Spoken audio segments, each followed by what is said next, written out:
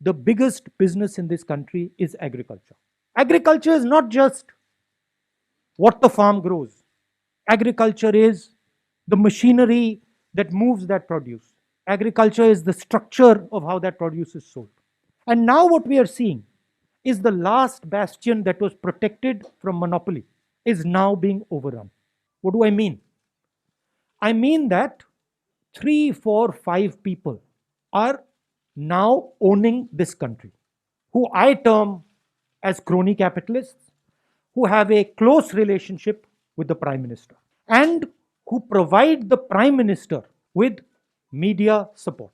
Please understand that the rice you buy, the wheat you buy, comes to you at the rate it comes because of the APMC, because of the agricultural system, because of the structure. So, this is not an assault on the farmers. This is an assault on the middle class, and this is an assault on every single youngster in this country who is not going to be able to get a job. Every single Indian person should support them because they are fighting for us. They are not fighting for themselves. Our farmers are sitting outside in the cold. I don't know why Narendra Modi ji thinks this is something to be proud of. This is something to be ashamed of. The whole world is looking and saying, what is going on? Why are lakhs of farmers sitting outside Delhi? So he is destroying India's image, which the Congress has built. Slowly, slowly, slowly, Mahatma Gandhi first.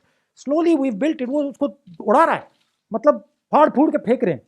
एक journalist को बालाकोट से पहले information दी जा रही है. उसी journalist ने पहले कहा पुलवामा के बाद कि ये हमारे लिए बहुत अच्छा हुआ है. Reflection of the mindset of the prime minister. जो इनकी माइंडसेट है वो उनकी माइंडसेट है.